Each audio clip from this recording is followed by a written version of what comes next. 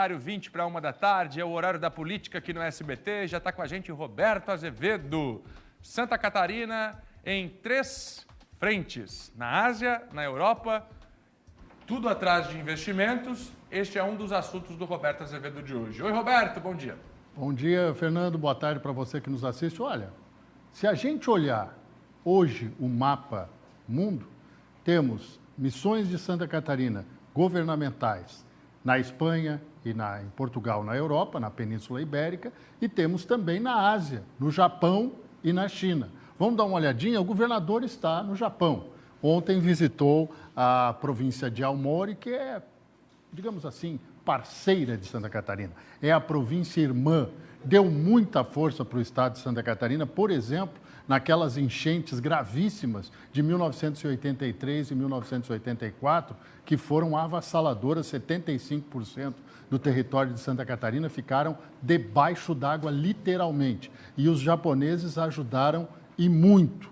Agora veio o reconhecimento, eles renovaram os laços, os japoneses e o governo de Santa Catarina, para manter esta sintonia internacional, o que é muito bom para a gente. E falam também em investimento no nosso estado, colaboração principalmente na área tecnológica. Evidentemente, o governador, depois dessa viagem ao Japão, vai à China e lá vai prospectar negócios. Tentativa de trazer empresários chineses para investir em Santa Catarina, seu Fernando. Tudo bem, Roberto Azevedo. E é isso, mostrando Santa Catarina para o mundo. Câmara aprova o regime de urgência para derrubar o decreto que aumentou o IOF, Roberto Azevedo, assunto nacional. Uma grande derrota do governo Lula, mais uma. Por quê? O aumento do imposto sobre operações financeiras está taxando, inclusive, o agronegócio.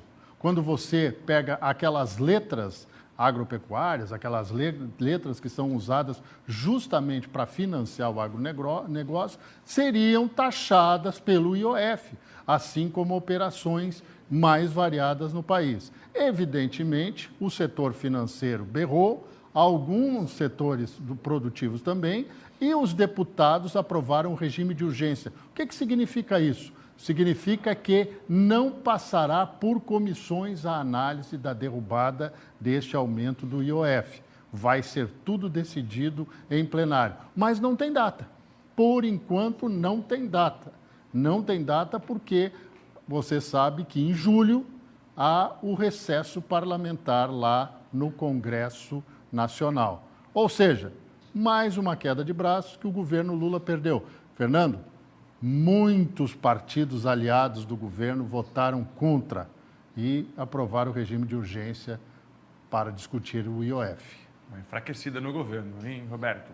Já a pesquisa aqui em Santa Catarina para o governo do estado. Vamos fechar com esse assunto, segura mais um pouquinho, porque agora a gente precisa atualizar, mais importante, como é que está a vice-prefeita de Florianópolis, que continua, ou pelo menos continuava até as últimas horas, em um bunker lá em Israel, Roberto Azevedo. Pois bem, a notícia de agora de manhã, já às 6 horas na nossa frente, então lá são quase 7 horas da noite, é de que está sendo idealizado um plano para que tanto Mariane Matos, vice-prefeita de Florianópolis e secretária de Segurança, que aparece aí nas imagens, quanto o Paulo Rigo, que é o secretário de Joinville, que aparece aí também na imagem, deixem Israel em direção ou à Jordânia ou a possibilidade de irem até a ilha de Chipre, que fica no mar Mediterrâneo, para saírem da área de conflito.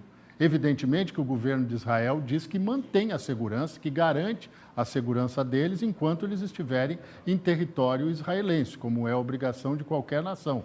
O problema é que os embates estão ficando cada vez mais violentos, seu Fernando. Hoje, o Irã admitiu que usou um míssil de última geração pela primeira vez contra Israel, mais potente. Ou seja, não há indício nenhum de que esse conflito, que para mim já é uma guerra, seja pelo menos concluído em breve.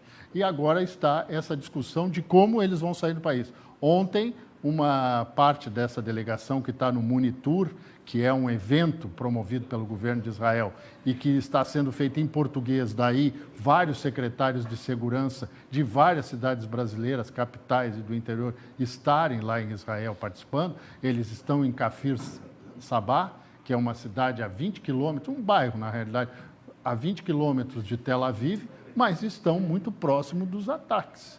E agora está sendo discutido, provavelmente a partir de amanhã, eles já terão a possibilidade, porque a Mariane Matos, na entrevista que nos concedeu ontem, concedeu ao Cleiton Ramos, ela disse que até o dia 20 ela espera que os aeroportos voltem a ser reabertos em Israel para sair do país. Vamos fechar um assunto da pesquisa. Divulgada a primeira pesquisa do governo do estado para o ano que vem, o governador Jorginho Melo aparece na primeira colocação. O governador Jorginho Melo aparece na primeira colocação nesse momento. O Roberto tem os números para a gente. Vamos dar uma olhadinha, então?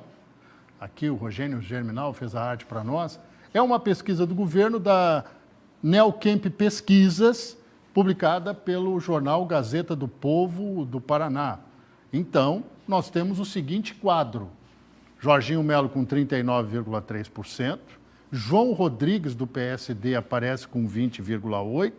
Jorginho está bem na frente, tem quase o dobro dos votos do segundo adversário, mas tem motivos para João Rodrigues comemorar.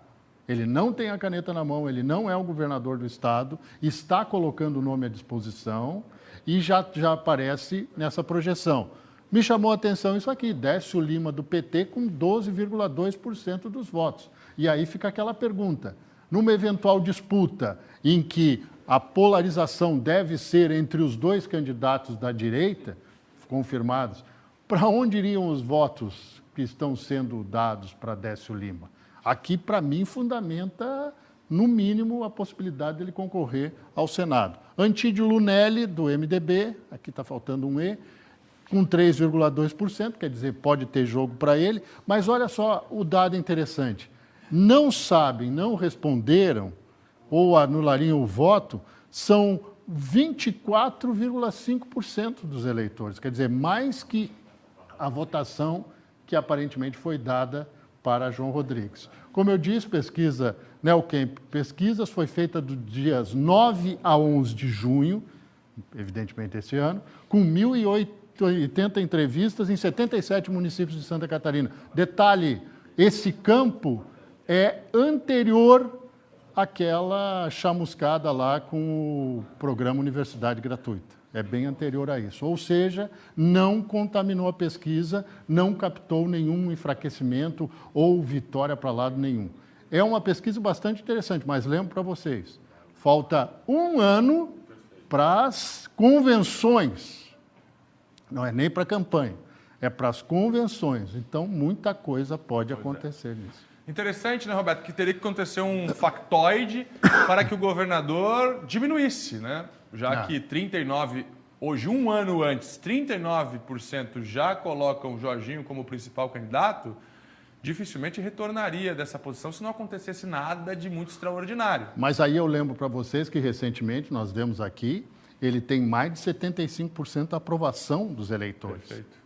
Uma pesquisa feita pelo Paraná Pesquisas, que é um instituto que tem credibilidade e robustez. Ou seja, aqui não está traduzida esta preferência, esta avaliação positiva 70%. Do governo. 70%. Até porque com um ano, provavelmente as pessoas deixaram aqui no não sabe ainda. Mas o que chama a atenção foi justamente esse ponto que você destacou muito bem. João Rodrigues tem 20 nesse momento, mas onde ele buscaria esses votos para pelo menos alcançar Jorginho? Buscaria na esquerda? Impossível. No não sabe? Mas esses não sabem vão se dividir ainda entre as outras candidaturas. Mas aí eu digo para você o seguinte, nesta configuração, teríamos segundo turno. Claro que isso aqui é o primeiro cenário de uma primeira pesquisa, que precisa de uma... Aqui ainda não estão contados os processos de aliança. Perfeito. Quem vai estar com o João Rodrigues, quem vai estar com o Jorginho. Como vai ser a candidatura da esquerda, se o Antídio Lunelli vai entrar mesmo no páreo pelo MDB, que tudo indica Jorginho não vai querer na chapa, se o partido indicar o vice de Lula à presidência. Tudo isso vai ser contado. Quer dizer, é a primeira pesquisa com uma boa avaliação, mas tem gente batendo palma e tem gente preocupada. É isso. Roberto, obrigado pela análise. Sempre isso muito aí. boa, pontual. Roberto Azevedo aqui com a gente e no SCC 10.